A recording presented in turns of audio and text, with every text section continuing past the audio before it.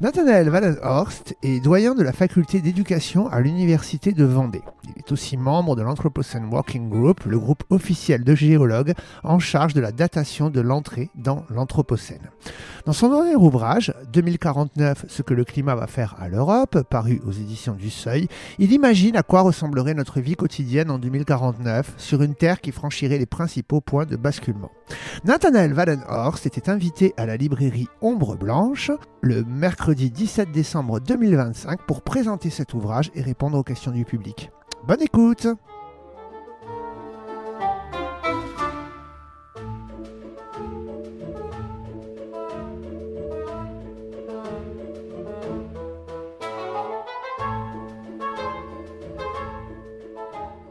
Eh bien, bonjour à toutes et à tous. Donc, merci pour votre présence. Pour venir donc écouter Nathanael Wallenhorst présenter son dernier ouvrage. Et afin d'animer cette rencontre, qui évidemment à la fin vous laissera largement la place de poser des questions, faire des remarques, rebondir sur ce qu'il aura dit, et plus largement d'ailleurs d'ouvrir ce débat sur les perspectives pour le futur de la situation écologique dans laquelle nous sommes déjà engagés. Ombre Blanche a fait appel à nous comme membres de l'atelier d'écologie politique, donc Aude Marc, qui est chercheur au CNRS en géosciences, et moi-même, Laure Tellière, qui suis maîtresse de conférence en histoire contemporaine. Donc sans être longue à ce sujet, mais simplement pour vous dire que si Ombre Blanche a fait ainsi appel à nous, c'est parce que l'atelier d'écologie politique, ATECOPOL, de son acronyme, est sur la place toulousaine, et désormais aussi avec des collègues qui ont suivi notre exemple dans d'autres villes de France, est un collectif de scientifiques, de membres de l'enseignement supérieur recherche toulousain, qui a décidé de travailler dans l'interscience la plus large, c'est-à-dire considérant que face à l'enjeu écologique, toutes les disciplines avaient quelque chose à dire à ce sujet et toutes les disciplines devaient réfléchir ensemble. Et donc, depuis 2018, nous existons à Toulouse, à la fois avec un séminaire public de recherche auquel vous pouvez assister si ça vous intéresse. La saison à venir va redémarrer à partir de novembre. Et voilà, et nous essayons d'œuvrer depuis nos métiers, notre milieu, l'enseignement supérieur recherche, mais aussi en articulation avec la société, les citoyens et les débats de société. Si vous voulez plus de références et compréhension de ce que nous représentons, vous avez notre site internet, donc vous tapez Atelier d'écologie politique Toulouse et vous y tomberez directement. Donc, après ce petit mot, je vais présenter rapidement Nathanael, en récapitulant à très gros traits son parcours, simplement pour que vous le situez un peu plus avant qu'il puisse développer son propos. Donc, Nathanael est professeur dans un établissement universitaire, l'Université catholique de l'Ouest. Il a 2 doctorats à son actif, ce qui est quand même assez remarquable, qu'il a fait en plus en co-tutelle, ce qui veut dire qu'il a vraiment à lui tout seul une forme d'interdisciplinarité, puisqu'initialement il a travaillé plutôt en sciences de l'éducation, avec aussi une co-tutelle en philosophie, puis ensuite en sciences politiques, mais avec une dimension environnementale très marquée. Et c'est à cette occasion, en fait, qu'il a rencontré la question énorme de l'Anthropocène, dont il est devenu un éminent spécialiste et sur lequel il réfléchit depuis, en ayant été notamment membre du groupe de travail international et interdisciplinaire chargé de la question de l'entrée, de la datation de l'entrée dans l'Anthropocène, un sujet qui a fait l'objet de nombreux rebonds et sur lequel il pourra vous répondre si vous avez des questions à ce sujet. Alors, à l'heure actuelle, tu entames une ANR, un projet de recherche autour de l'Anthropocène scolaire, dont la question, ça rejoint ta formation en sciences de l'éducation, dont on traite ces enjeux à l'école. Et puis, tu es directeur de plusieurs collections chez des maisons d'édition à la fois françaises et étrangères. Et enfin, tu as rédigé, dirigé plus d'une vingtaine d'ouvrages, dont beaucoup traitent justement du sujet de l'Anthropocène. Alors, juste pour donner quelques titres, parmi les plus récents, Contenir l'emballement climatique chez Actes Sud, Vortex, Faire face à l'Anthropocène, Qui sauvera la planète, Les technocrates, les autocrates ou les démocrates, une question ô combien d'actualité, Handbook of the Anthropocene, A Critical Theory of the Anthropocene, Penser l'éducation à l'époque de l'Anthropocène, etc., etc. Voilà. Un peu en mode monomaniaque sur l'Anthropocène. Oui, mais enfin, c'est un très gros sujet, donc on n'en fait jamais le tour. Voilà. Donc, on a prévu pour lancer la discussion avec Nathanaël quelques questions qu'on t'a d'ailleurs fait parvenir, voilà, pour permettre d'enclencher ton propos, mais après on peut s'en écarter à tout moment, puis on verra comment les choses rebondissent avant à la fin de vous passer la parole. Donc je commence avec une première question pour situer un peu largement l'originalité de cet ouvrage-là, 2049. Tu emploies ce terme dès l'introduction, une dystopie du futur. Mais une dystopie, hein, c'est un récit du futur un peu négatif, voilà, ouais. Mais l'originalité, vraiment, c'est de le faire à partir d'articles scientifiques pointus. Donc pourquoi ce choix de ta part ? Bon, bonjour. Bonjour, je veux bien juste dire un tout petit mot. Vraiment, merci beaucoup à Ombre Blanche pour l'invitation, et puis merci beaucoup à vous deux. Je suis hyper heureux en fait d'être avec des collègues. Enfin voilà. Et puis on s'était rencontrés avec Laure il y a 3 ans dans un festival. Et vraiment, cette rencontre, on s'est pas revus depuis, voilà, puis on se connaît juste une fois il y a 3 ans, mais cette rencontre m'avait marqué parce qu'en fait, on s'était partagé un truc, ou 2 trucs, on s'était dit, alors comment tu fais pour garder le moral, voilà, tu travailles sur des trucs plombants et tout, et on s'était partagé ça, comment on faisait pour garder le moral. Et puis l'autre truc, c'est, alors comment tu fais toi dans tes cours et tout, et l'un comme l'autre, on s'est dit, en fait, moi je hack mes propres cours, sinon il va jamais rien se passer, en fait, voilà. Donc du coup, on me donne des cours, on a une charge de travail, on a des cours qu'on doit donner. Voilà, on détourne un cours, moi c'était de sociologie de l'éducation par exemple, où je ne parlais que de l'Anthropocène. Bon voilà. Et je vais informer ma hiérarchie, mais voilà, enfin c'était. Et puis je me souviens que voilà, Laure, je sais pas si c'est secret ou pas, mais dans mes souvenirs, elle faisait pareil en tout cas. Bon voilà. Alors moi, ce que je peux dire, c'est il y a un truc qui m'a marqué il y a quelques années. En fait, j'ai découvert complètement par hasard ce mot anthropocène, donc un mot scientifique. On pourrait se dire un mot scientifique. Honnêtement, c'est inoffensif. Bon, moi, ça m'a affecté. Et depuis, parce que en découvrant l'anthropocène, ce que j'ai découvert, c'est des savoirs dont j'ignorais l'existence, et des savoirs dont j'ignorais l'existence qui étaient organisés autour d'une logique, d'un paradigme, tout autre que celui à partir duquel j'organisais ma vie. Et en fait, c'est le paradigme autour duquel l'Anthropocène est construit, c'est la rupture. Demain n'est pas dans le prolongement d'aujourd'hui. Et moi, c'est un paradigme linéaire qui organisait ma vie. En fait, je fais des choses, etc., dont j'espère que les conséquences sont proportionnelles avec les causes, etc. Et puis voilà, depuis, je suis passé en mode monomaniaque sur l'Anthropocène. Et là, avec ce livre-là, 2049, je dirais que c'est la première fois, après avoir tenté dans tous les sens d'essayer d'écrire quelque chose et d'essayer de transmettre quelque chose, c'est la première fois où là, je me suis dit, je peux mourir en paix. J'ai l'impression d'avoir réussi à dire ce que je vois, mais j'espère que ce n'est pas juste ce que je vois moi, ce que les chercheurs qui travaillent sur ce qu'on appelle le système Terre, bref, les chercheurs qui travaillent sur les questions environnementales, ce qu'ils voient dans leur tête quand ils travaillent. Et parce qu'à force de demeurer dans une réalité qui est la réalité scientifique, une réalité assez technique, etc., petit à petit, on voit comme si on chaussait des lunettes réalité augmentée ou je sais pas quoi, on voit quelque chose. Et ce quelque chose, il est assez difficile à communiquer et à transmettre. Donc l'objectif de 2049, c'était ça, c'était d'essayer de se dire, mais alors en fait, si on reste sur la même trajectoire climatique, voilà, c'est ça le point de départ. Le point de départ que je souhaite absolument qu'on évite.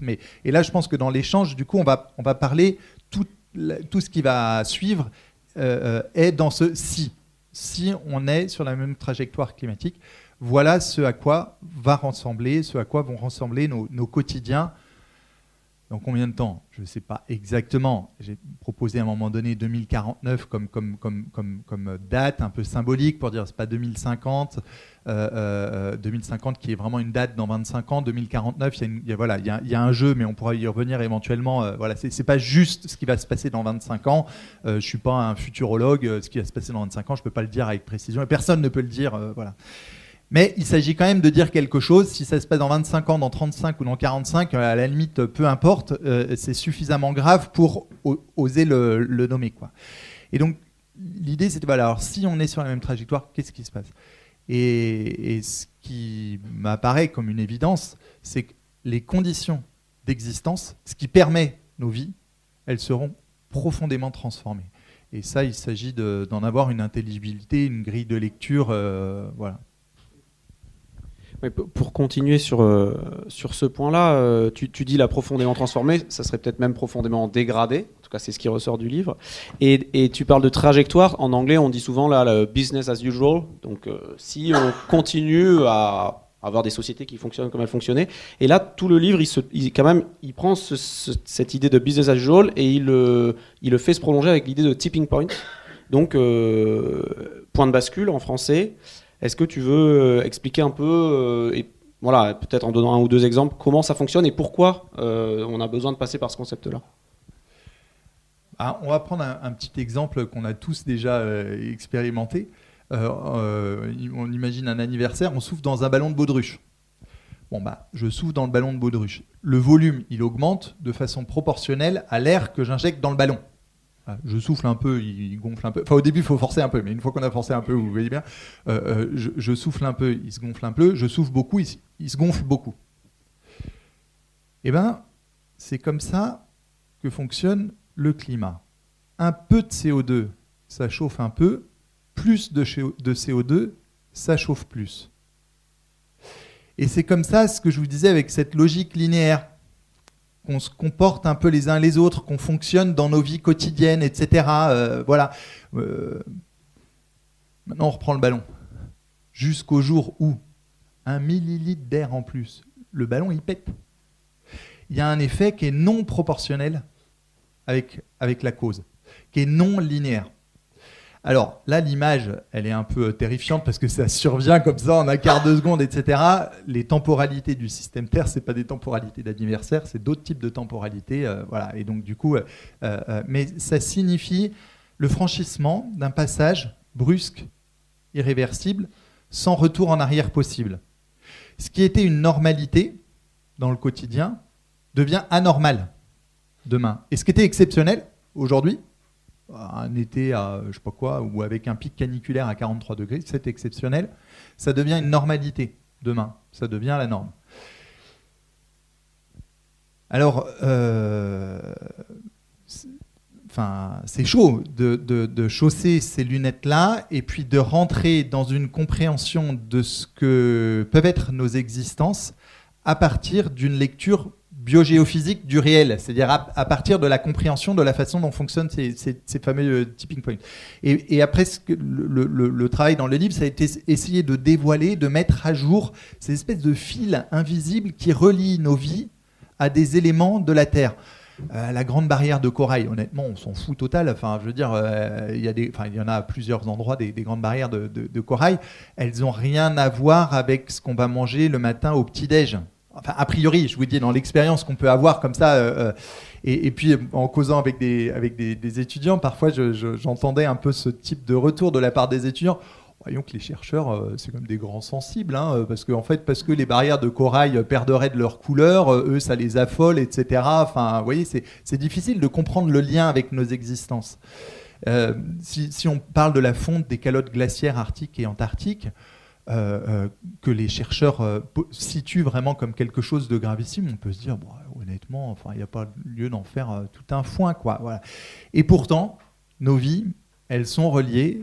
Les vies qu'on a aujourd'hui, elles sont directement tributaires de ces éléments du système Terre. Et si des points de basculement sont franchis, à nouveau systématiquement à rapporter à des temporalités qui parfois sont des temporalités de quelques années, parfois de décennies, parfois de centaines d'années. Concernant la calotte glaciaire antarctique, par exemple, les temporalités, on est plutôt sur des milliers d'années. Voilà.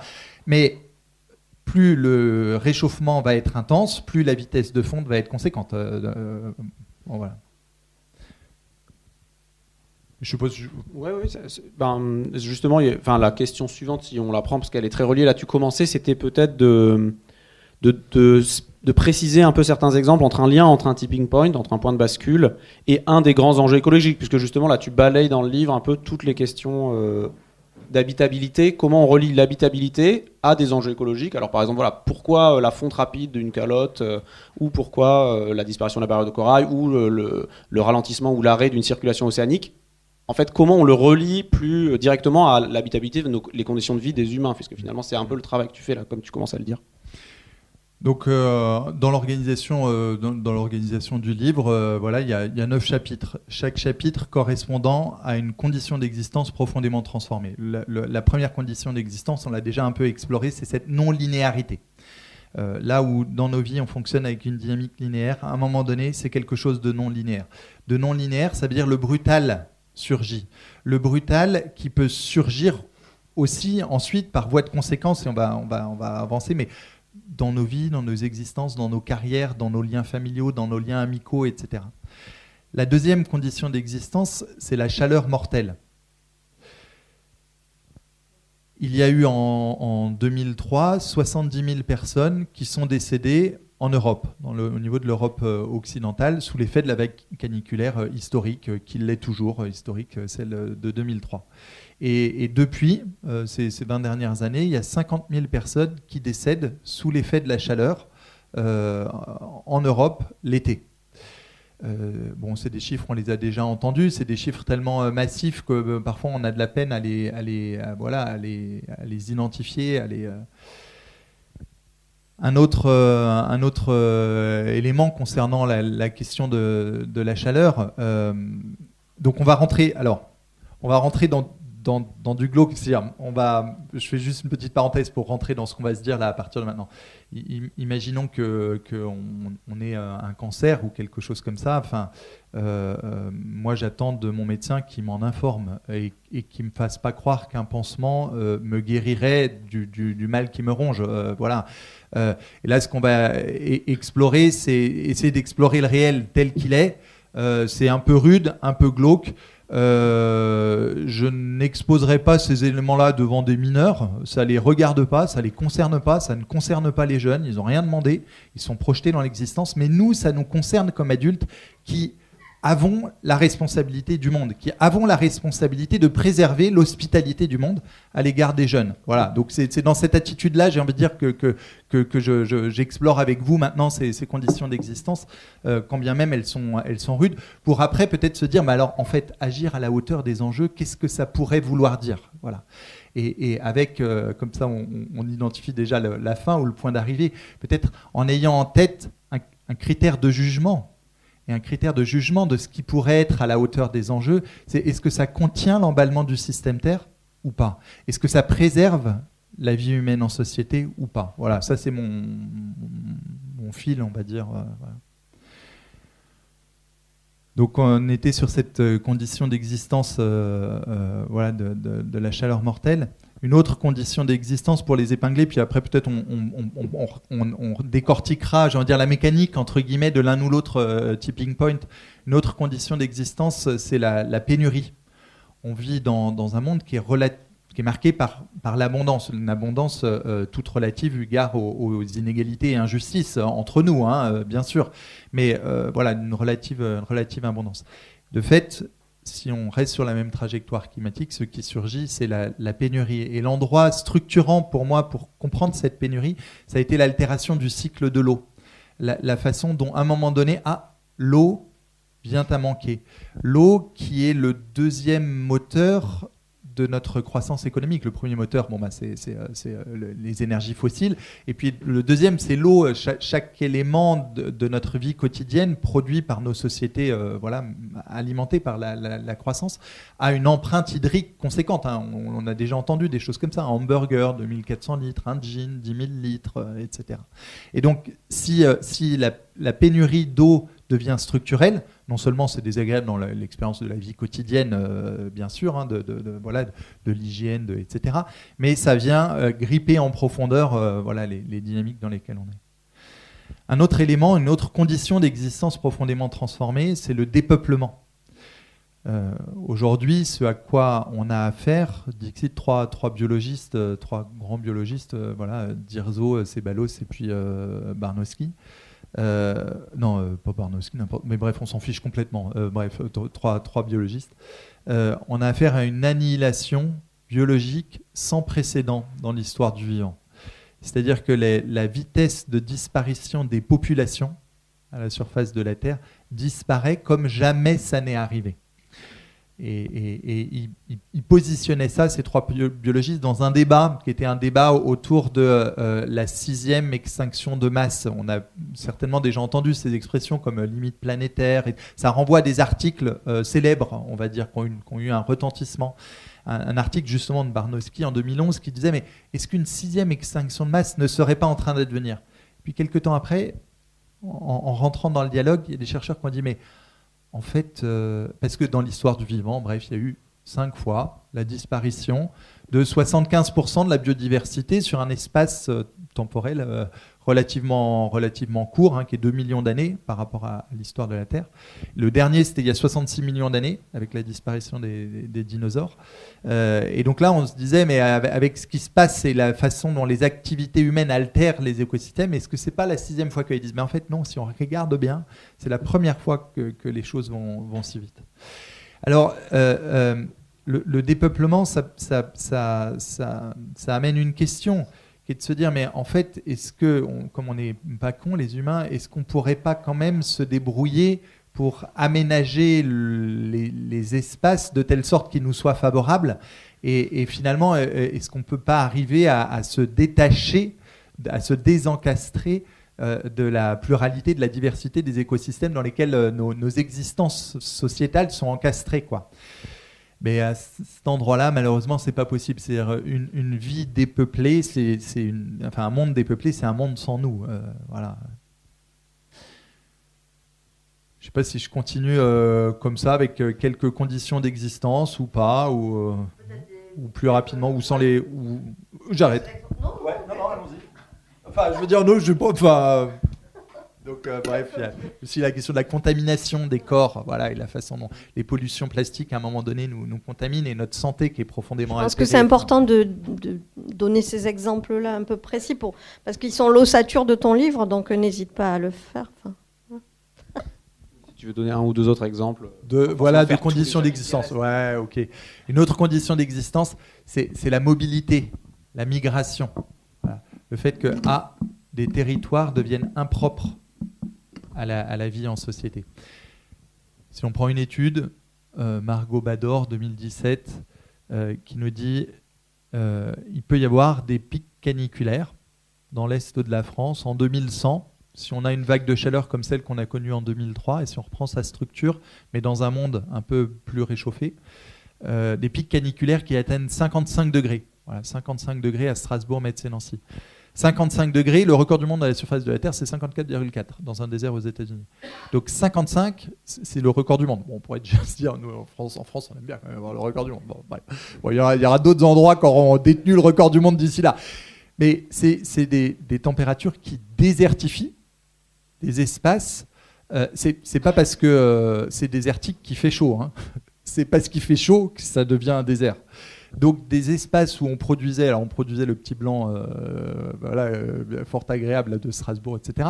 Et puis on produit aussi des céréales, du bétail, etc. Et en fait, c'est des espaces comme ça qui ne sont plus dédiés à la production agricole.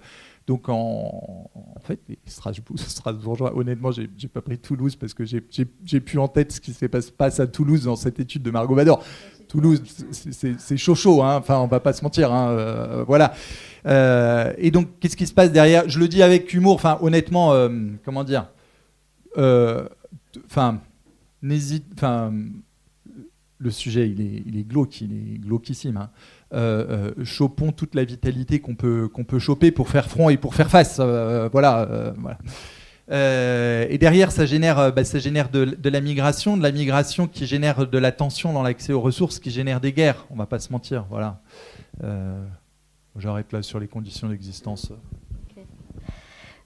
Donc, vous l'avez compris, en fait, dans cet ouvrage, Nathanaël tire ses fils de constats scientifiques qu'on peut faire aujourd'hui, de projections scientifiques, pour essayer de voir comment ça pèsera sur nos conditions d'existence et comment on peut imaginer que la société va supporter ces tensions, parce qu'en fait, cette transformation écologique de fond, c'est quelque chose qui va susciter des tensions énormes sur les sociétés. Et donc, tu te retrouves dans la situation, là, face à un public, alors un public d'adultes, un public un peu de cheveux blancs, je me mets d'ailleurs dans le lot, hein, mais ce que je veux dire par là, c'est que on est confronté, nous, tu es enseignant, moi je suis enseignante-chercheuse aussi, voilà, à la Técopole, c'est des choses dont on débat souvent. En fait, comment faire pour partager ces constats, pour les enseigner? Et désormais, nous sommes nombreux en France à avoir essayé d'œuvrer pour que ces questions-là soient enseignées à tous les étudiants, parce qu'elles sont décisives pour l'avenir. Jusqu'à présent, ce n'était pas le cas. C'était quelques profs volontaristes, qu'ils aient que leur cours ou qu'ils soient spécialistes de ces questions. Désormais, c'est, disons, une recommandation ministérielle maintenant qui est au moins un enseignement pour tous les étudiants sur ce sujet. Mais c'est certainement pas encore assez. Et c'est encore un enjeu de savoir comment on va le mettre en œuvre. N'empêche que je pense que, comme tout pédagogue, la question se pose des fois de savoir qu'est-ce qu'on annonce là et comment on s'y prend pour publiciser des constats qui sont quand même aussi durs et anxiogènes. Et donc, de ce point de vue-là, toi, comment tu te situes? Est-ce que tu penses qu'il faut le faire? Ça, tu as répondu, hein, c'est le médecin qui doit dire la vérité avant même de proposer des choses pour donner de l'espoir. Mais voilà, comment tu fais avec ça, en fait?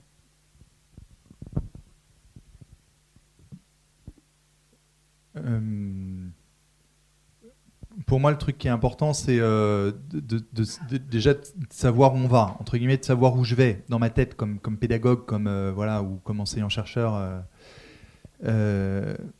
Cette image du monde à venir, là, que j'appelle 2049, voilà, ça permet je sais pas comment dire, de le chosifier un petit peu, puis de travailler avec, voilà. Donc cette image d'un monde où les sociétés humaines vivent une déflagration, on doit tout faire pour que ça n'advienne jamais. Et tout faire pour que ça n'advienne jamais au nom d'une promesse. Et de la promesse qu'on a faite à nos enfants, à nos jeunes, en les projetant dans l'existence. En les projetant dans l'existence, on leur fait une promesse que la vie, elle vaut d'être vécue. Enfin, je veux dire, sinon je comprends pas le schmilblick, quoi. Enfin, voilà.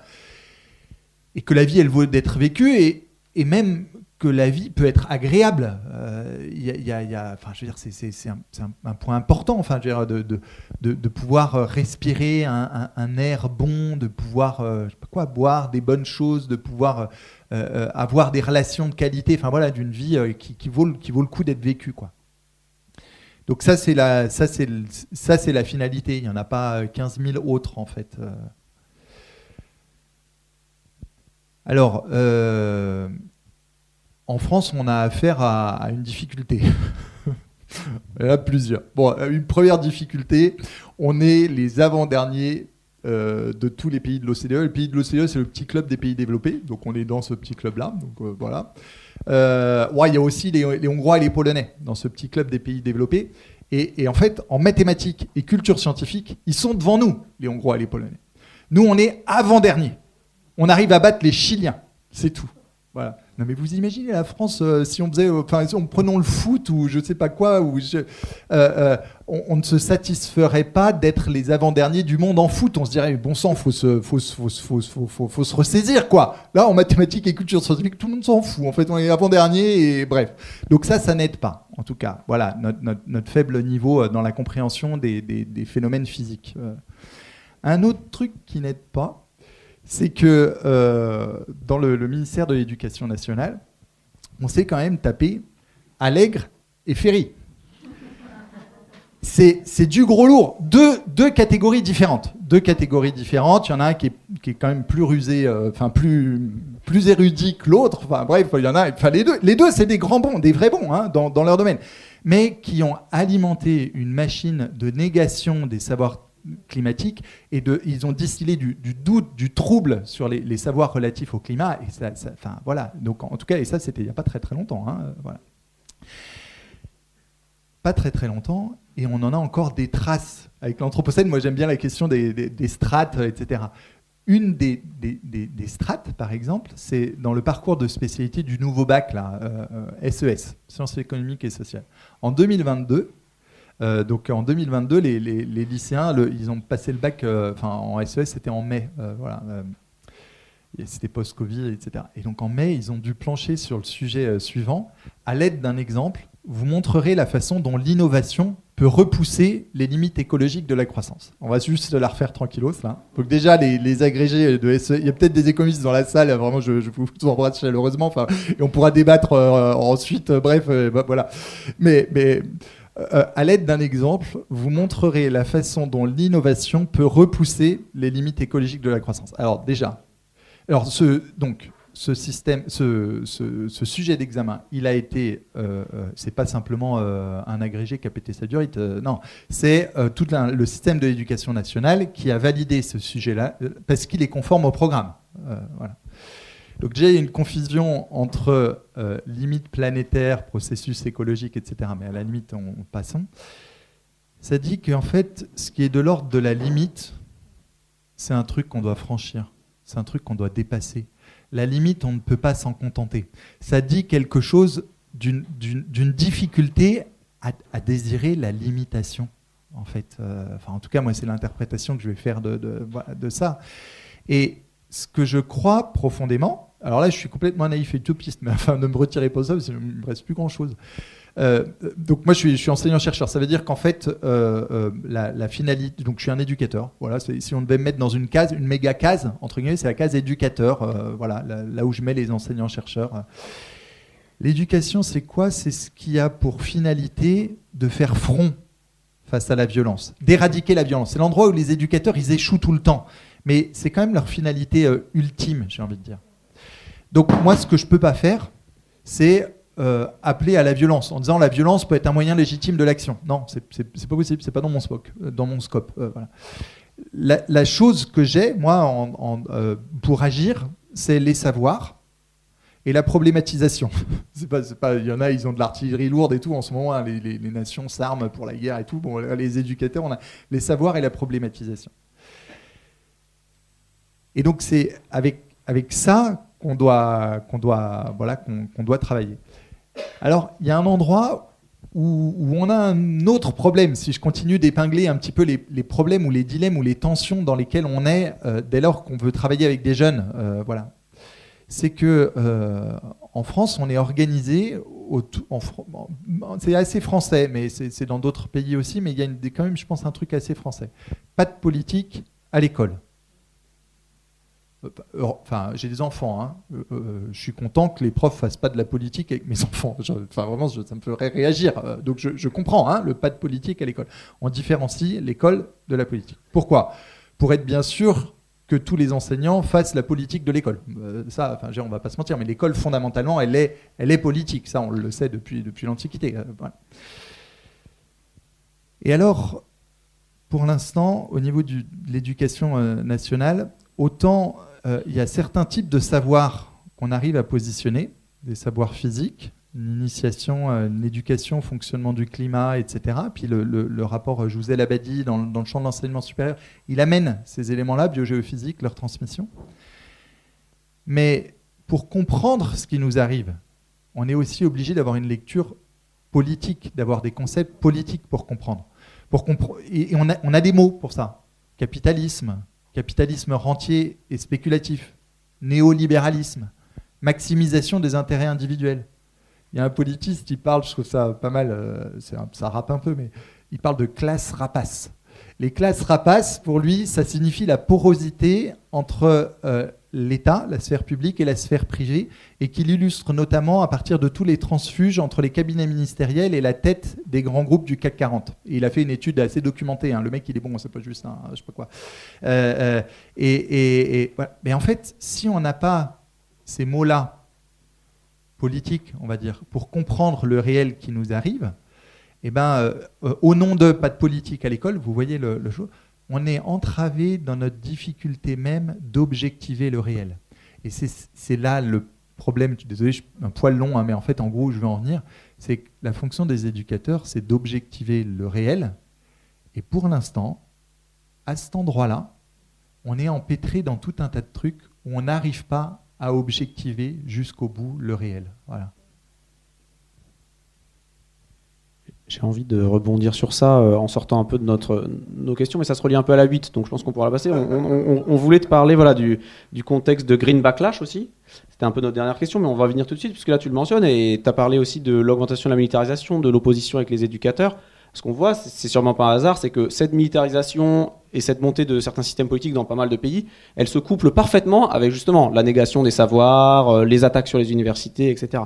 Donc là, dans ce contexte, avec des régressions qui sont à la fois, qui visent particulièrement l'écologie, mais qui visent aussi souvent particulièrement les lieux de savoir, les lieux de débat, les lieux de critique, et qui est portée à la fois par des médias, des milliardaires, des hommes d'affaires, des responsables politiques.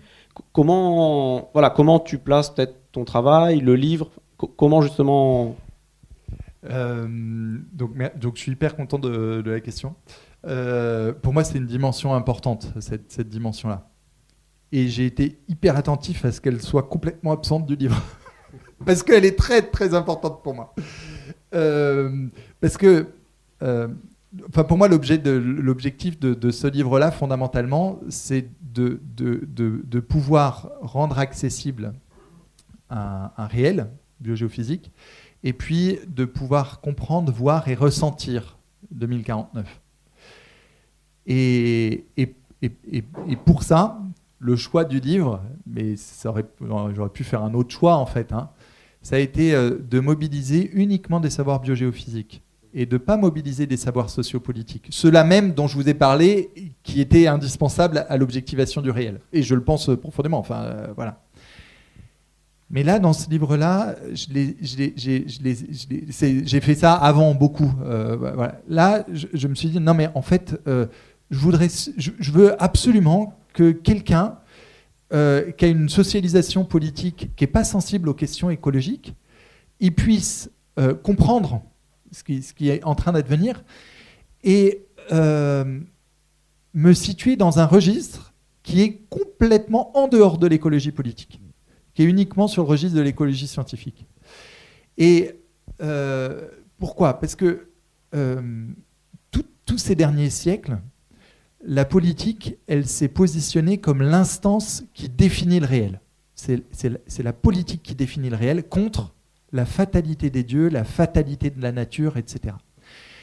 Et en fait, les types qu'on voit à la télé, ils continuent d'être dans ce trip-là. C'est-à-dire, en fait, ils disent, et ceux-là même dont tu parles, ils sont à fond là-dedans. C'est-à-dire, en fait, on va faire... Et alors, Donald Trump, lui, il échoue, c'est extraordinaire. Enfin, bref, lui, c'est la caricature ultime, où en fait, il croit dans la performativité de sa parole, mais une performativité qui est toute puissante. La performativité, c'est qu'en fait, quand je dis, ça fait.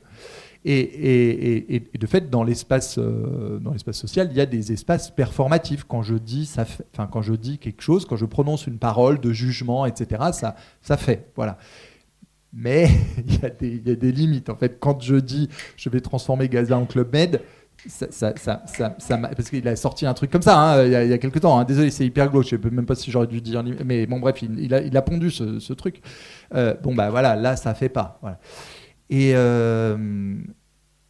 alors, et puis dans l'espace politique français, tous les partis en fait, ils fonctionnent comme ça, et il n'y en a pas un pour récupérer les autres en fait. Hein.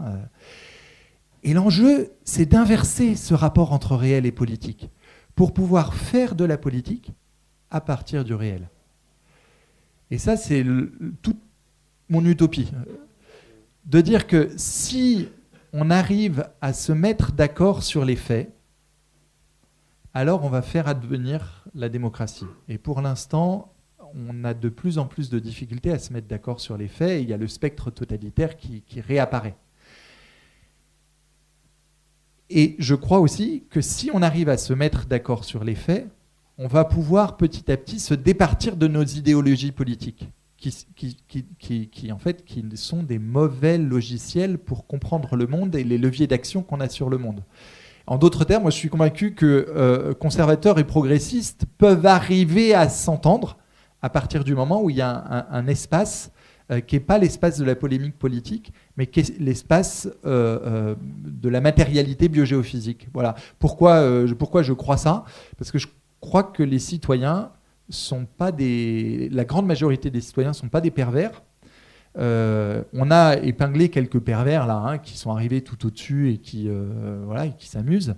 Mais la grande majorité des citoyens sont des femmes et des hommes intellectuellement honnêtes.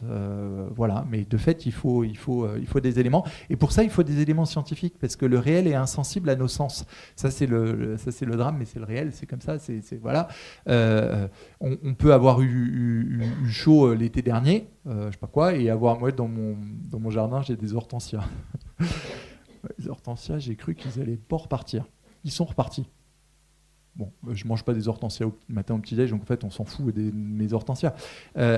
Mais le traitement médiatique des sécheresses de l'été, de temps en temps, c'est un petit peu... Bon, il a fait tellement chaud, là, on commence à comprendre. En fait, t'as rien compris, t'as juste compris qu'il avait fait chaud et que tes hortensias, ils allaient peut-être pas repartir.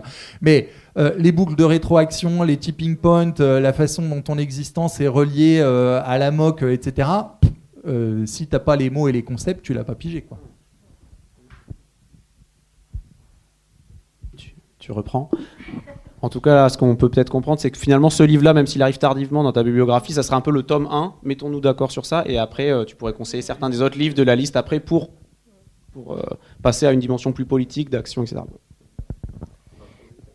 Mais justement, dans les dernières questions qu'on voulait te poser, on t'entraînait un peu dans des choses que tu as vues avant, mais parce que ce que tu redis là, c'est je fais ce portrait, cette dystopie du futur de 2049 pour que ça n'arrive jamais.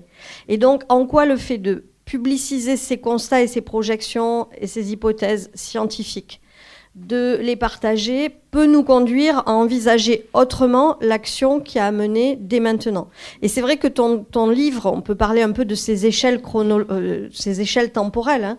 En fait, le titre, c'est 2049. Donc, en fait, c'est juste avant le moment que la communauté à la fois internationale, sur la base de savoir scientifique, c'est un peu donné pour dire que là, il y a quand même quelque chose de clair à atteindre. Il faut atteindre la neutralité carbone. Il faut absolument qu'on arrive là à ne plus émettre de CO2 qui ne soit réabsorbé, en tout cas qu'il y ait cette neutralité, de ne pas continuer à aggraver la situation. Et pour ça, ça veut dire de prendre un chemin sans doute dès maintenant. Puis tu places la barrière de 2100, hein, l'horizon de 2100, qui en fait pendant longtemps a été presque le seul, qui a dominé dans le débat scientifique publicisé. Et c'était un horizon très lointain. Et je pense que ça nous a fait tarder à prendre conscience que les choses allaient être marquées et se faire ressentir et qu'il y avait des échéances bien avant. Donc bizarrement, le seuil 2100, il était très lointain, mais depuis, il s'est reproché en quelque sorte à 2050. Et puis, tu vas encore un cran au-delà, c'est le seuil 2150, où là, c'est des projections, en fait, beaucoup, beaucoup plus angoissantes, au sens où si on laisse filer à la fois l'effondrement du vivant, le réchauffement climatique, et que ces tipping points les plus graves sont franchis, on va vraiment basculer dans un tout autre monde qui sera clairement très hostile. Donc, avec cette vision-là des différents horizons dans lesquels se projeter, revenons à en quoi ça nous renvoie à l'aujourd'hui. Parce qu'en fait, ces tipping points qui sont des projections dans l'avenir, de moments où on risque de franchir des seuils d'irréversibilité qui aggravent vraiment les choses comme tu l'as décrit, c'est-à-dire de manière non linéaire et potentiellement très dangereuse, ça renvoie à des choses qu'il faut prendre dès maintenant pour ne pas y arriver.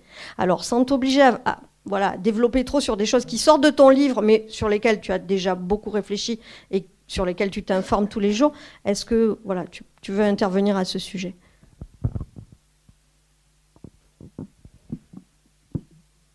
Moi, le trip dans lequel je suis, je vous ai dit, donc c'est comme éducateur. Donc la violence, j'ai pas la violence comme si je dis ça, c'est parce que quand on parle des questions là comme ça avec les étudiants. Bon, à un moment donné, il y en a un qui dit monsieur, insurrection, révolution, est-ce qu'il ne faudrait pas tout faire péter, quoi ? La violence comme moyen légitime de l'action. Puis après, t'en as un autre qui dit, celui-là, il se pense un peu plus modéré. Il dit, bon, une dictature verte à la chinoise, voilà. Bon, donc en gros, là aussi, la violence comme moyen légitimé par l'État, mais comme qui est la violence à un moment donné, voilà. Bon, donc les deux moyens, ils sont complètement inefficients pour préserver les conditions d'habitabilité humaine de la Terre. Hein, ça, faut le savoir. Hein. Enfin, autant dictature que insurrection ou révolution ou je sais pas quoi. Et donc moi, le cadre dans lequel je suis, c'est celui de nos démocraties représentatives avec des institutions ultra perfectibles, etc. Et fort heureusement, il y a tout un tas de mouvements citoyens qui se passent bien au-delà des institutions. Voilà, enfin, et heureusement, hein, je veux dire qu'il y a ces dimensions. Et si j'en reviens à ce cadre de la démocratie représentative, il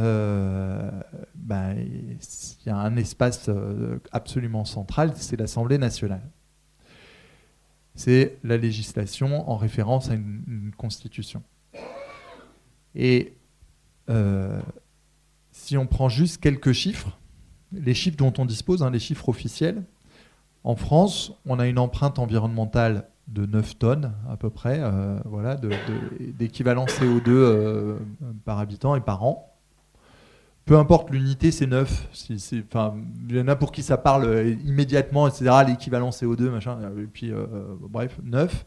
Et pour contenir ce qu'on peut contenir de l'emballement, il faut qu'on arrive à 2 tonnes en 2050. Voilà.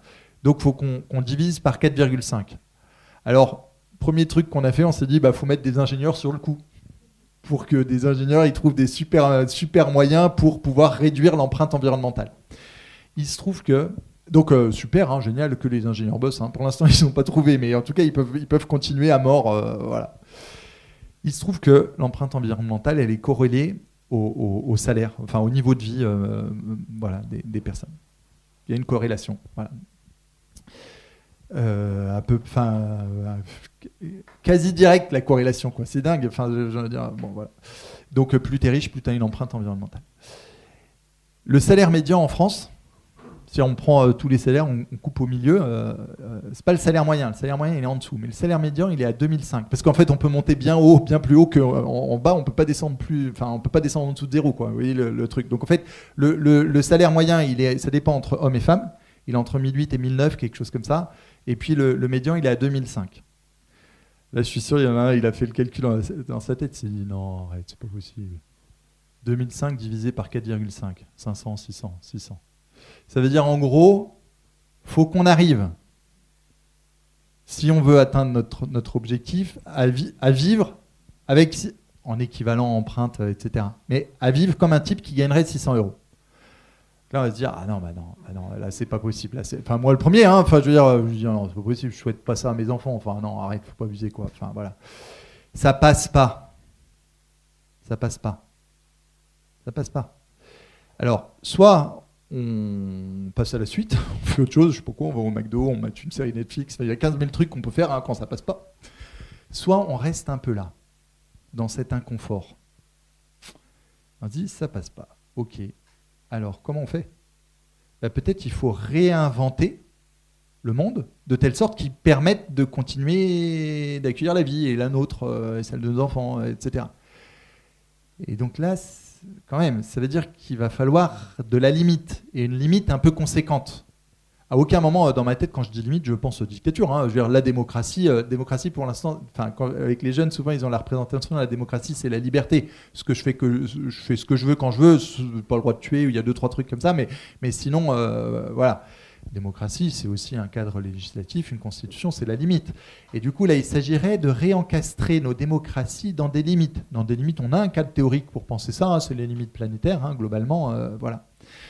Et on a des chiffres, hein, tous les chiffres que tous nos petits experts et tout, ils ont pondu avec l'aval des dirigeants et tout ça, hein, parce que tout ce que je vous dis là, en gros, c'est la COP 21, hein, c'est la traduction à l'échelle individuelle de la COP des accords de la COP 21 d'ici 2050. Alors ils n'ont pas écrit, du coup, faut diviser par 5 le salaire. Ils n'ont pas réussi à écrire ça.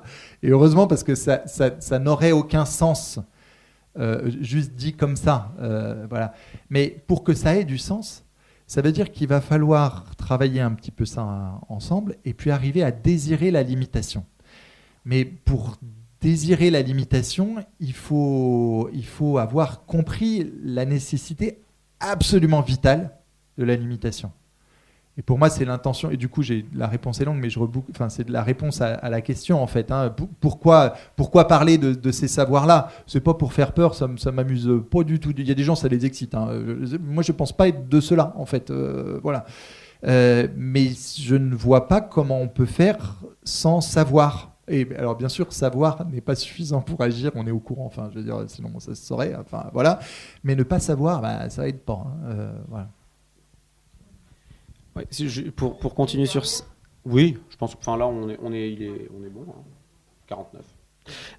Peut-être même 2 si tu veux encore faire un petit bonus, mais en tout cas là on avait une question qui se relie à ça, je trouve assez bien, parce que finalement un petit peu ce que tu nous dis là, c'est que voilà, l'objectif du livre, ou de faire un constat comme ça qui est effrayant, hein, d'une certaine manière, et qui est un peu déprimant, ou non, déprimant c'est peut-être pas le bon terme, mais en tout cas qui nous fait penser effectivement, on n'a vraiment pas envie de vivre ça, en fait, on n'a vraiment pas envie d'arriver, de laisser ça à nos enfants, ou de le voir pour les générations plus jeunes, et donc finalement c'est sortir du déni.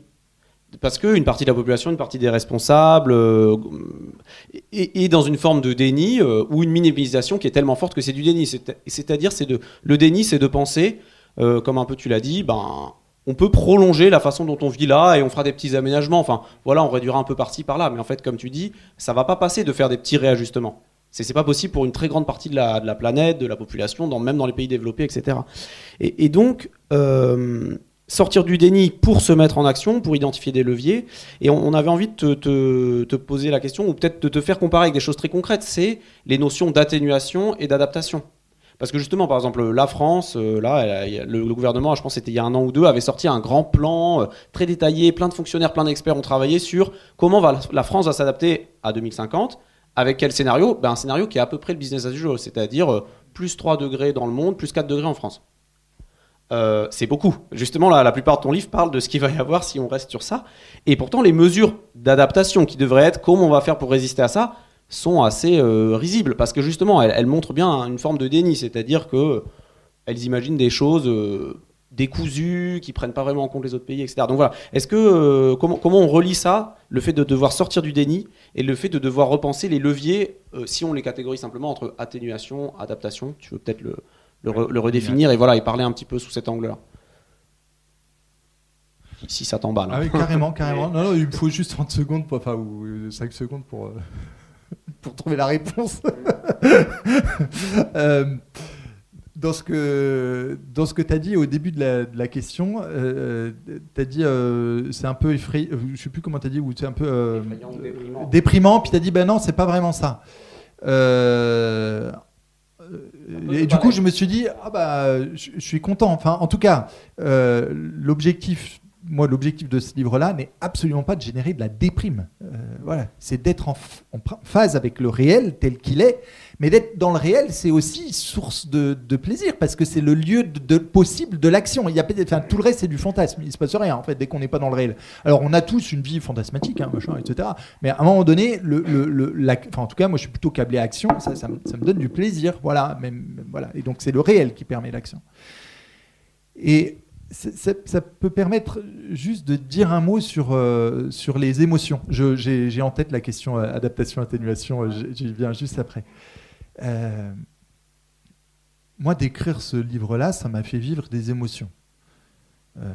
Voilà, donc on peut juste les nommer. Je vais vous parler de mon petit cœur, mais juste 10 secondes. Mais c'est pour dire qu'en fait, ces sujets ne nous laissent pas insensibles. Ça m'a fait vivre de la tristesse. Voilà. Il y a le monde que je foule de mes pieds là, il se dérobe, voilà, et je perds des choses en fait. Il y a quelque chose qui est triste, du dégoût. Ça, c'est la dimension stratigraphique, de me dire waouh, la croûte terrestre garde en mémoire la face glauque de l'humanité. C'est triste quand même. Tous les petits actes d'amour, etc., du quotidien, ils ne sont pas dans les strates géologiques. Hein. C'est vraiment les destructions, etc., qui restent. Voilà. Ça m'a fait vivre de la peur. Oui, de fait de me dire waouh, mince, c'est chaud, quoi. Voilà. De la colère. Alors, toutes les autres émotions, elles se digèrent et tout. Bon, la colère, heureusement, elle se stratigraphise, enfin, je sais pas quoi, elle devient un peu froide, et c'est l'énergie de l'action ensuite. Donc la colère, elle est la colère non pas comme je sais pas quoi, irruption de violence vis-à-vis des autres, hein. La colère froide qui s'intériorise et qui à un moment donné permet d'avoir une existence déterminée, quoi, en se disant moi je veux ça et pas ça, etc. À aucun moment ça m'a fait vivre du désespoir, jamais. Voilà. Pourquoi j'en sais rien. Enfin, imaginons à Toulouse, vous faites quoi, du rugby ou c'est plutôt du rugby. Moi, c'était plutôt du handball. Et donc, du coup, ça va plus me venir naturellement handball que rugby. Mais imaginons, on est sur un match de hand. Enfin, voilà, on est mené au score. 5 buts, 4 buts, 5 buts, 6 buts. Il reste 5 minutes. C'est chaud, hein, voilà.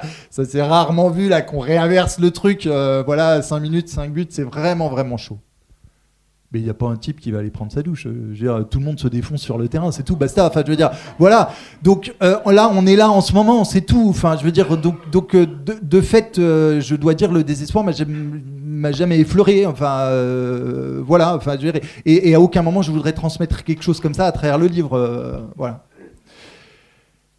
Alors, il y a des choses de fait dans l'espace public qui font réagir quand même. Et ce plan sur l'adaptation de la France dans un monde à 2004, c'était ça, enfin dans une France pardon à 4 degrés. Excusez-moi. Voilà, wow, j'ai mis les chiffres, mais pas dans le bon ordre. C'était il y a 2 ans, un plan de la France, d'adaptation de la France à un climat de 4 degrés en France qui équivaut à 3 degrés monde. Donc en fait, c'était en 2100, dans un monde à 3 degrés, la France, comme la France est un petit peu... En France, la moyenne de réchauffement est de 1,9, là où la moyenne mondiale est de 1,2. Voilà, aujourd'hui. Enfin, voilà. Et pourquoi pas de travailler à un plan d'adaptation. C'est intéressant, il faut le faire aussi, enfin, il faut se préparer. Le problème, c'était la rhétorique politique autour de... On lève les tabous, on y va, on s'adapte. Et dans quelque chose comme ça, il y avait une omission de ce couple notionnel qui est celui avec lequel le GIEC a toujours travaillé, atténuation, adaptation, toujours avec un primat de l'atténuation sur l'adaptation, sachant qu'il est toujours plus simple, beaucoup plus simple d'atténuer que de s'adapter. Et en faisant croire qu'on va s'adapter parce que c'est plus simple, c'est un mensonge. Et c'est vraiment un mensonge politique, comme on en a régulièrement dans l'espace public. Évidemment, c'est plus simple aujourd'hui de dire on va laisser les jeunes, les jeunes d'aujourd'hui, dans 75 ans, s'adapter, oui, plutôt que nous d'atténuer. Voilà. Mais économiquement, en termes d'efforts, voilà, c'est beaucoup plus difficile. Et il y a un endroit où c'est impossible, c'est l'emballement du système Terre.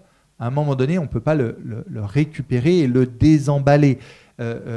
Une image pour ça, elle vaut ce qu'elle vaut, enfin, elle n'est pas extraordinaire. Imaginez une balançoire. Une balançoire, je ne sais pas ce que vous avez comme balançoire à Toulouse, mais tape-cul. Pas les balançoires que vous avez dans votre jardin où vous balancez comme ça, mais tape-cul, c'est-à-dire en fait, on a ce qu'il y a sur les aires de jeu, voilà un truc comme ça là. Voilà. On est deux. Moi, je pèse 100 kilos. On en met un autre qui fait 100 là. À 100 kilos, c'est pas recommandé de s'asseoir sur un tape-cul, mais bref. On en met des deux côtés, et puis à un moment donné, il y en a un qui est il y a un tout petit peu plus de poids, et voilà, on met 1 kilo de plus, et voilà, et petit à petit, clac, ça fait comme ça. Et en fait, là, après, vous aurez beau remettre deux. Enfin, donc, excusez-moi. Mon image, elle est pas top, je l'ai mal dite, je la recommence. On met un type de 100 ici. Un type de 101 ici. Petit à petit, ça fait ça. Va mettre 2 kilos en plus là. Ça va pas faire ça. En fait, ça va rester comme ça. Bon, l'image, c'est cette image qui m'a permis de comprendre ce truc. Bref. Une autre image, c'est de prendre à un moment donné une boule en haut d'une colline et on fait tomber la boule. Elle dévale la pente. Il suffit juste d'une pichenette pour lui faire dévaler toute la pente. Et ben, la pichenette, une fois qu'elle est en bas de la pente, elle va pas faire remonter la boule. Je vois qu'il y en a qui font ça, c'est hyper gentil, ça m'aide beaucoup. Du coup, je me dis, il y en a qui ont compris mon image.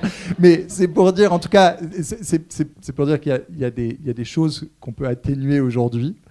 et qui sont beaucoup plus simples aujourd'hui et qui demain ne peuvent plus se faire parce qu'avec l'énergie dont on dispose aujourd'hui, on peut ne pas donner. Enfin, bref, je m'enlise dans mes images mal maîtrisées. On va s'arrêter là pour vous donner la parole. Et en tout cas, on a vu qu'on peut partager tous ensemble des réflexions sur des constats qui sont très durs, mais qu'on est obligé de faire pour être dans une forme de lucidité et de réel, comme tu dis, et malgré tout, se marrer, en tout cas, voilà. Donc, je pense que c'est ça qu'on essaye tous de faire. Merci pour votre intervention. Je voulais repartir sur l'idée de lien entre les promesses et l'écologie scientifique. Si on regarde ce qui s'est passé depuis au niveau des chercheurs, philosophes, Bruno Latour par exemple dit en fait le tournant c'était 1970. En 1970, on avait les moyens, on consommait à peu près ce qu'il fallait et on n'a pas pris le tournant. Bon, Bruno Latour dit ça, Dominique Bourg ne doit pas dire loin. Donc souvent dans les conférences, on a d'une part un constat qui est dire c'est foutu, en gros. Mais les intervenants, je ne me souviens plus pendant le plan climat, disaient non mais il ne faut pas décourager les jeunes, donc il y avait un discours d'espoir, mais qui était complètement détruit par ce qu'ils disaient dans les faits concrets. Donc ma question c'est, à partir de l'écologie scientifique, le fait de faire passer ce constat, qu'il soit admis et débouche sur de l'action, est-ce qu'il n'y a pas une temporalité qui est inconciliable? C'est une question, bien sûr. Alors, heureusement, sur toutes ces questions-là, il y a plein de personnes qui parlent, qui prennent la parole, etc. Et chacun, ils vont avoir leur sensibilité. Et puis, je comprends quelque chose en disant « Ah tiens, dans les années 70, il y avait un tournant, on ne l'a pas pris. » Oui, de fait. Et les analyses dans ce sens-là, elles sont fortes, elles sont puissantes. Bah ouais, mais enfin, bref, on est en 2025. Hein, donc là, c'est à partir du réel de 2025 qu'on va recartographier à un moment donné le secteur, et puis, enfin le territoire, quoi, et puis se dire quels sont les endroits et les leviers d'action. Il y a vraiment quelqu'un pour qui j'ai beaucoup d'admiration, une grande dame, Valérie Masson-Delmotte. Elle est balèze scientifiquement. Je veux dire, enfin, les chercheurs, on regarde tout le temps à un moment donné lui, comment il est bon, machin, etc. Elle est balèze. Voilà. Et puis, elle a, donc, en tout cas, du point de vue de la question de l'intégration des constats et d'être dans le réel, il n'y a pas de souci, elle est dans le réel comme peu le sont. Elle dit tout le temps une chose, elle dit mais chaque dixième de degré compte. C'est-à-dire qu'en fait, l'engagement pour transformer nos modes de vie, etc., il ne s'arrêtera jamais. Et ça, c'est hyper important, parce qu'il y a aussi des lois biogéophysiques derrière. Ce n'est pas juste une rhétorique pour susciter un espoir artificiel. Et je vais juste essayer de dire un mot de ces lois, entre guillemets, biogéophysiques. Parce que on planifie, nous les humains, hein, dans nos sociétés, machin, etc. Donc on pose un 2050, etc. On a posé des bilans, des objectifs de décarbonation, etc. Il y a des endroits où ça avance un peu, puis globalement on est un peu à la traîne. Et de fait, on a entendu ces derniers temps des chercheurs disant, en fait, il faut quand même dire les choses, il faut quand même lever le tabou. Le 1,5, on l'atteindra jamais. Le 1,5 est hyper important parce que le 1,5, de fait, correspond à une limite qui nous prémunit de franchir un seuil qui court le risque de s'accompagner d'emballement, voilà, d'effet domino. On voit bien un effet domino, hein, c'est une image des chercheurs, tu fais tomber le premier, boum, boum, boum, boum, boum, boum, et après tu auras beau remettre le premier debout, en fait, voilà, non, tu n'auras plus que le premier debout, et les autres ils seront déjà tombés. Alors, chaque dixième de degré compte, ça veut dire quoi? Ça veut dire que si on prend la question des tipping points, je vous ai dit, c'est un passage brusque et irréversible sans retour en arrière possible. Ça, ce que j'ai dit, c'est une caricature. Enfin, mais il faut la dire aussi pour essayer d'en comprendre quelque chose. Mais quand on rentre dans la complexité du réel, il y a pour certains éléments de basculement des endroits où des retours en arrière sont possibles lorsque la vitesse de franchissement est lente. Ça veut dire que si on prend la question des calottes glaciaires, ça change tout.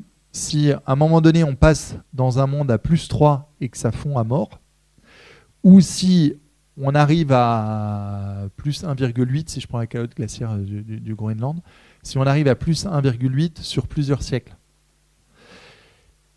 Et derrière, les effets sur nos sociétés n'ont rien à voir. Donc, et quoi qu'il arrive, quand bien même on aurait, dans les années 70, de fait, on a loupé un coche. Aujourd'hui, on a d'autres coches. Et si on loupe les coches d'aujourd'hui, c'est vraiment dommage. Hein, ça, c'est sûr, c'est con. Hein. Mais il y aura d'autres coches qu'on aura encore à tenir. Voilà. J'ai été trop long, je serai plus court maintenant. Désolé. Oui, bon, depuis le début du débat, j'ai de suite pensé à Hubert Reeves, un astrophysicien, qui disait que la Terre ne pouvait accueillir que 6,5 milliards de personnes qui vivent comme nous.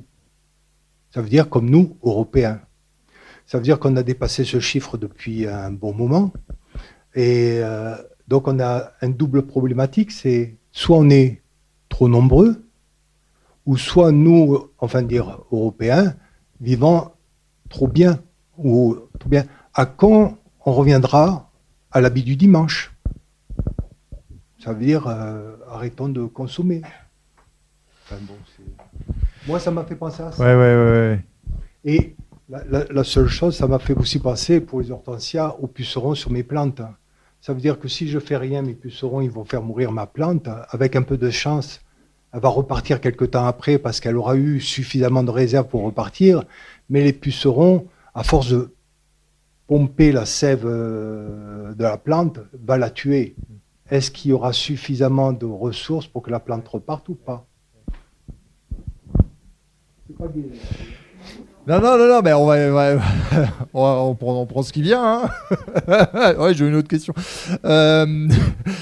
Le premier élément que vous amenez, il est hyper important parce que ça, on n'en a pas parlé. Bon alors, et on l'entend quand même régulièrement. Bon, est-ce qu'on serait pas un peu trop nombreux, quoi? Ouais, alors c'est qui est de trop? Alors, c'est qui est de trop? J'aime mieux vous dire, il y a des réponses. Hein. Ah, le taux d'enfants par femme en Afrique, machin. Et là, donc en fait, c'est moi, c'est une position qui est très arrêtée. On pourrait dire, elle est un peu, elle manque de jugeote ou je sais pas quoi. Très bien. Enfin, moi, je refuse de prendre le truc comme ça. Je fais mentalement avec les gens qui sont là. Point barre. Donc aujourd'hui, on est 8 milliards. Le jour où on est 12, c'est tout. On est 12. Basta. Enfin voilà, il n'y a personne qui est de trop. L'empreinte environnementale, c'est une équation. Enfin, il y a eu une équation qui a permis de modéliser l'empreinte environnementale. C'est le nombre de personnes, tout à fait, fois la consommation, fois la technique. Bon, c'est un truc à trois fois. Donc, ok, si on ne prend pas la population, il y a la consommation et la technique. Voilà. Donc, ça veut dire arriver, mais c'est ce que vous dites avec la métaphore habit du dimanche. Il y a un endroit où oui, on a une prise qui est celui de la consommation et qui est un vrai combat et qui est un combat, pour mettre des mots très, très clairement, hein, contre à un moment donné, un capitalisme rentier, spéculatif, etc., qui vient détruire, qui vient comme scier la branche, non seulement la branche sur laquelle on est assis, mais la branche de laquelle on reçoit la vie même. Voilà, on est en train de l'acier. Donc oui, il faut arrêter de l'acier. Donc en gros, la question fondamentale, plutôt que de c'est qui est de trop, c'est on arrête qui? On arrête quoi?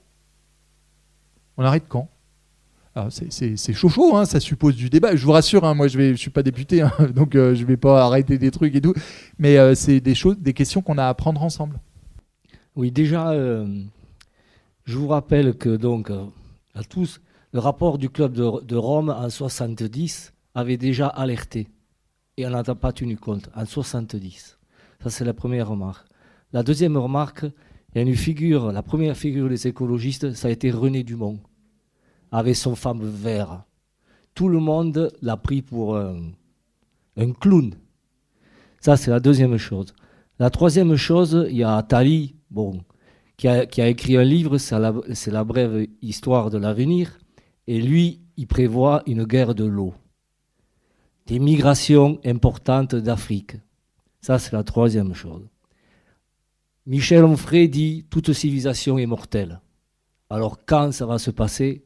Et là, c'est vrai, on est au bord du gouffre. Mais vraiment à 5 cm du bord du gouffre. Mais nous, qu'est-ce qu'on peut faire en tant que citoyens? Et la réponse de Jacques Attali, s'il n'y a pas un gouvernement mondial, mais mondial, où tout le monde, parce que c'est au-delà de l'Assemblée nationale, de la Constitution, c'est au-delà de ça, c'est au-delà de l'Europe, c'est l'humanité qui est en danger. Et nous, citoyens, qu'est-ce qu'on peut faire quand on a des politiques qui n'en ont rien à faire, qui sont nuls, qui pensent qu'à leur élection, etc., etc., etc. Mais en tant que citoyen, et je pense que, là je suis d'accord avec vous, il y a des possibilités, et ma dernière référence c'est Edgar Morin, qui a 102 ans, et qui a fait son dernier livre, qui est vraiment un bijou, qui part de l'Antiquité. Et à un moment donné, il dit l'humanité va trouver des solutions, il y a des bifurcations, des imprévus qui vont se manifester. Et je pense que, si on est optimiste, au contraire de Michel Onfray, ça garde espoir. Mais qu'est-ce qu'on peut faire, nous, en tant que citoyens? Bon, je vais faire une image. Je pense qu'on est passé d'une période solide, liquide, et maintenant on est dans le brouillard. Mais le brouillard où l'endroit est l'envers et l'envers est l'endroit. D'accord? Où on est là? Où on est? Y compris, parce que les politiques, que ce soit Trump, etc., ils n'ont rien à foutre. Je finis là-dessus. Il y a quelques milliardaires, vous savez, qui ont des bunkers.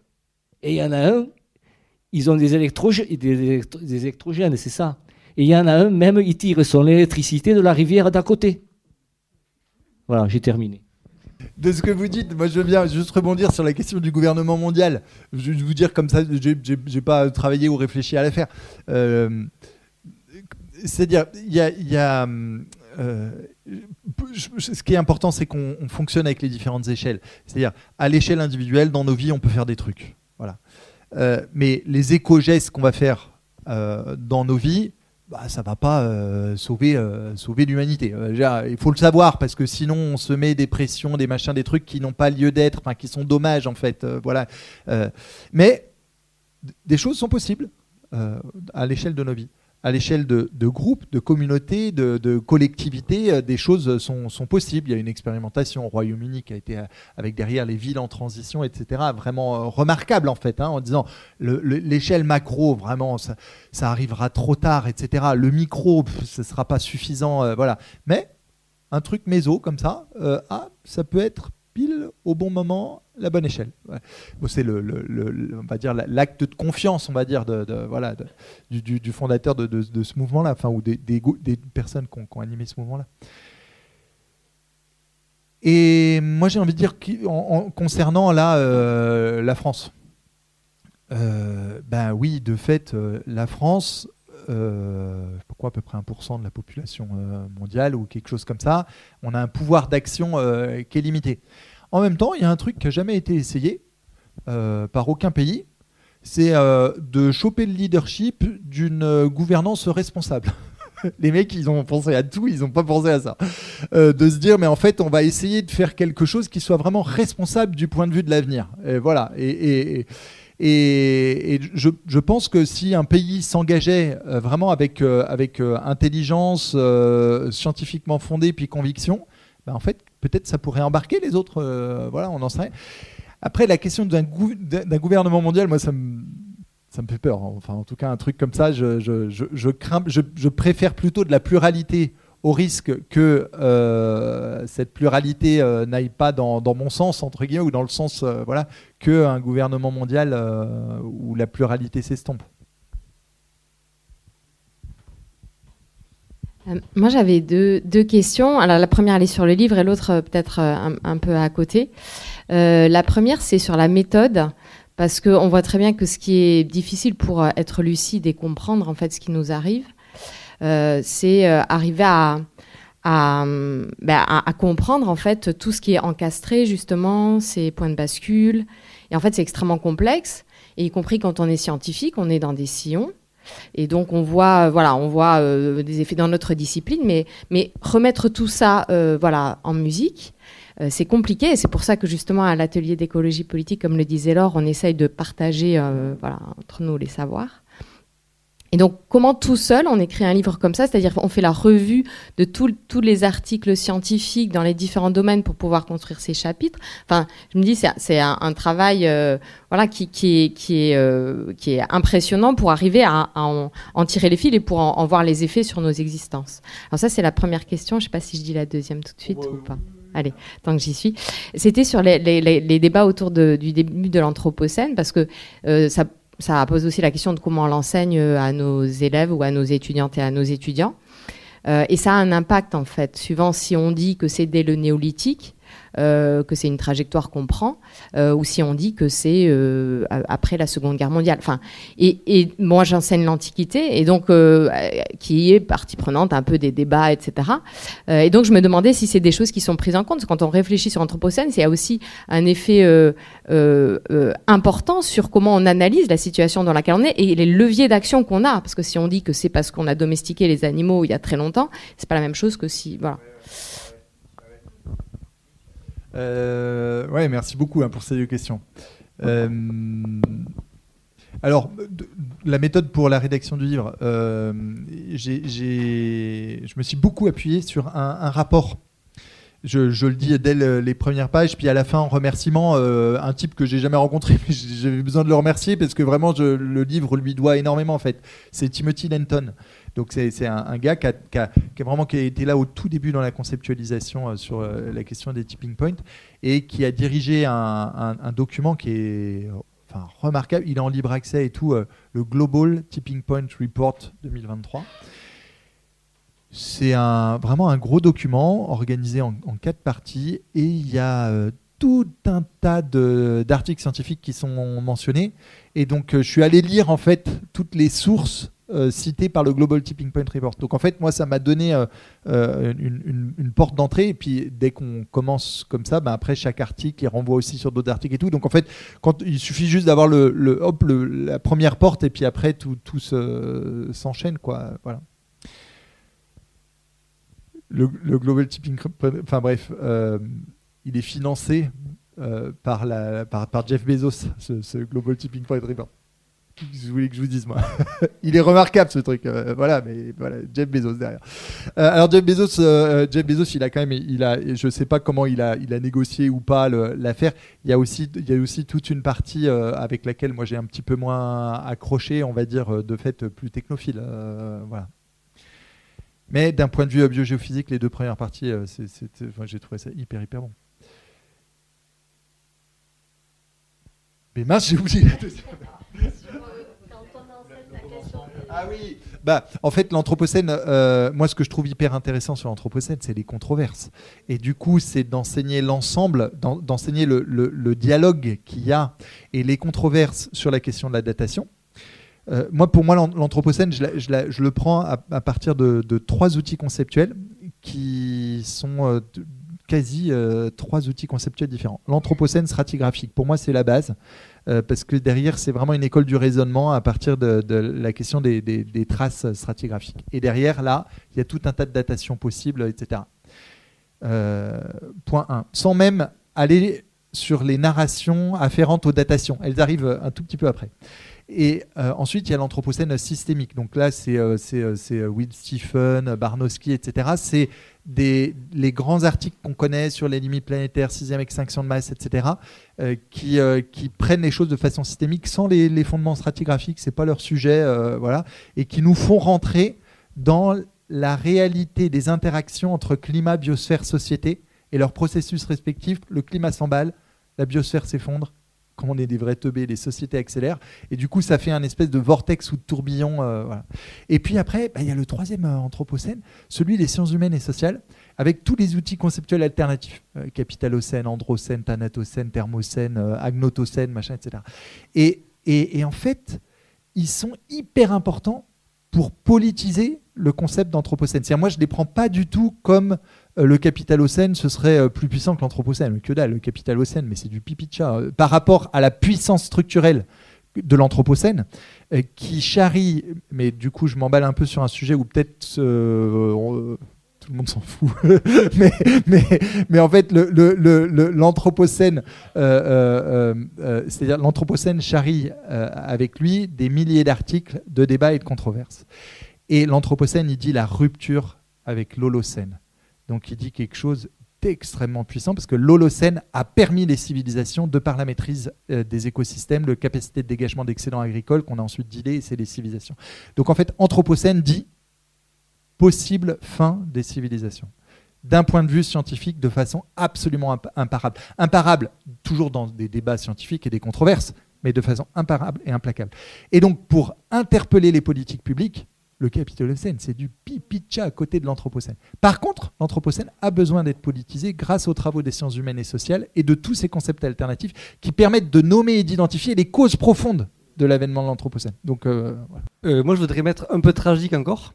De ce que j'ai compris, vous expliquez très justement que l'important avec votre livre, c'est de montrer le réel pour pouvoir après discuter, débattre.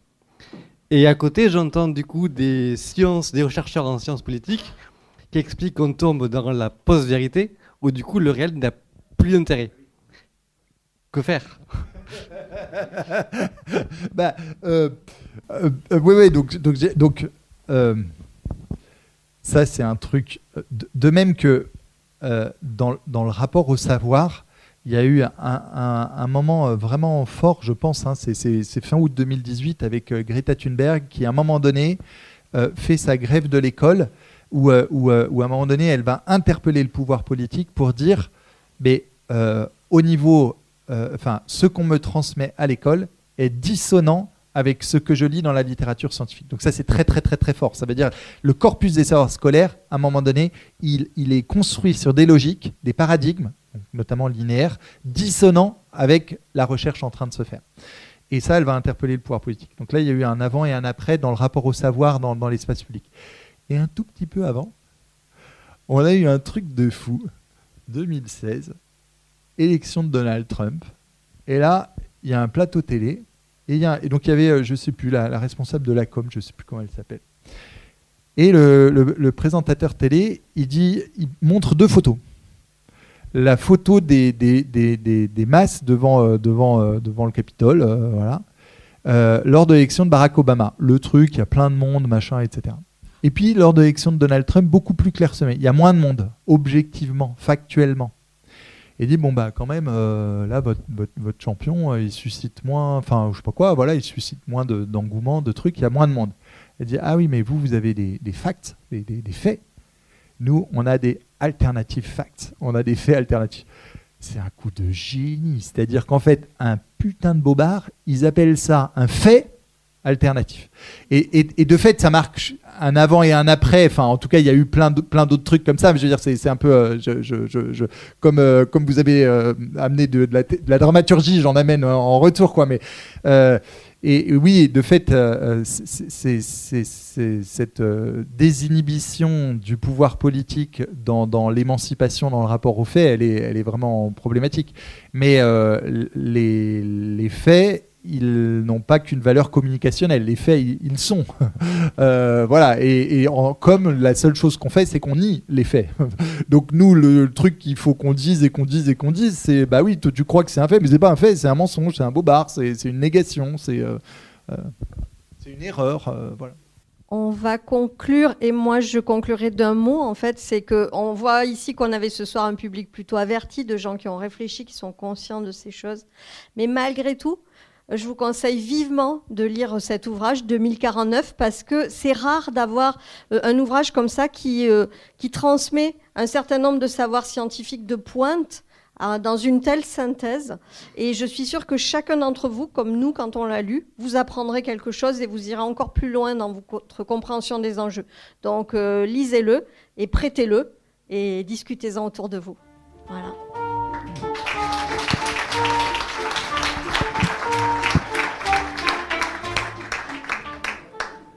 Nathanael Wallenhorst est par ailleurs directeur de l'International Research Network Education in the Anthropocene de la World Education Research Association, la WERA. Il est directeur aussi avec Christophe Wulff de l'Encyclopedia of the Anthropocene, Pluriversal Perspective. Nathanael Wallenhorst était invité à la librairie Ombre Blanche. On vient d'écouter cette rencontre enregistrée